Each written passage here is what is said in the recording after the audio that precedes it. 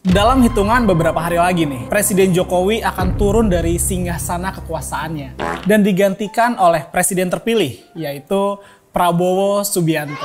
Jokowi sendiri diperkirakan akan ngadepin banyak banget nih masalah setelah lengser nanti. Karena dia dinilai sudah banyak membuat beberapa kelompok tersakiti hatinya. Akibat dari kebijakan-kebijakan dia yang dinilai nggak pro rakyat sama sekali. Jokowi sendiri mengaku akan pulang ke Solo setelah tidak lagi menjabat. Katanya mau tidur dulu. Cuma masalahnya nih, omongan dia yang mana yang bisa dipercaya?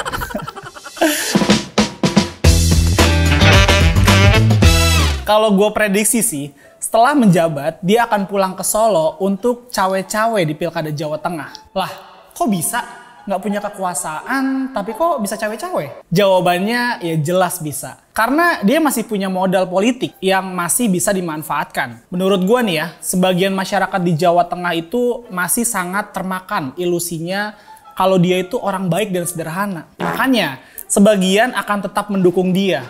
Apalagi nanti katanya dia akan pulang ke Solo dengan disambut oleh para komisaris-komisaris.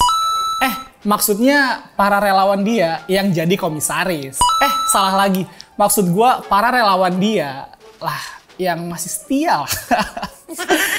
Nah, rencana penyambutannya ini kabarnya sih besar banget ya. Mobilisasi massanya juga cukup besar. Dia akan dibikin seperti pahlawan yang baru datang dari perang. Dan jumlah massa yang disiapkan juga nggak sedikit, bos. Para rekom atau relawan komisaris itu tuh ya mau nunjukin kalau pesona Jokowi masih kuat. Atau bahasa mereka, Jokowi masih dicintai rakyat.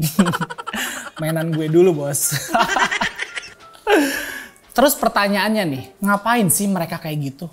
Kalau gue lihat ya, si Jokowi sendiri, apalagi para relawannya itu nggak mau aura kebintangan Jokowi itu pudar. Kalau pudar, ini bisa berbahaya buat perjalanan politik mereka ke depan. Lu bayangin aja, gimana nasibnya PSI kalau aura kebintangan Jokowi pudar? Mungkin bisa bubar tuh partai.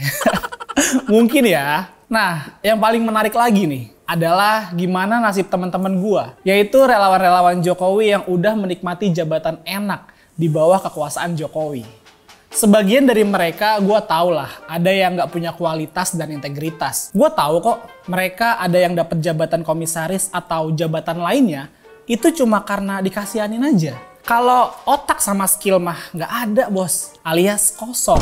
Menurut gua nih justru mereka inilah yang ketakutan menjelang lengsernya Jokowi. Mereka ini yang membutuhkan pesona Jokowi. Supaya apa? Supaya nanti bisa dilirik lagi di kabinet Pak Prabowo. Makanya mereka ini paling ketakutan dengan isu fufu-fafa dan jet pribadi. Narasi mainan lama pun dikeluarkan. Apa itu narasi mainan lama? Itu yang disebut narasi adu domba. Mereka selalu bilang kalau orang yang mengangkat isu fufu-fafa adalah orang-orang yang mengadu domba hubungan Pak Jokowi dan Pak Prabowo. Padahal kita nggak ada adu domba sama sekali loh. Apalagi mau memecah belah hubungan baik antara tokoh bangsa loh. Kita cuma mau kasih lihat ke Pak Prabowo bahwa ada musuh dalam selimut, Pak. Di dalam lingkungan Bapak. Jadi hati-hati, Pak. Netizen kasih lihat bukti-buktinya yang valid dan gak bisa dibantah juga sama tukang ceboknya fufafa. Semoga nih Pak Prabowo bisa lebih hati-hati dalam setiap langkahnya ya. Dan bisa lebih sukses memimpin Indonesia. Setulus itu loh Pak niat kami-kami ini.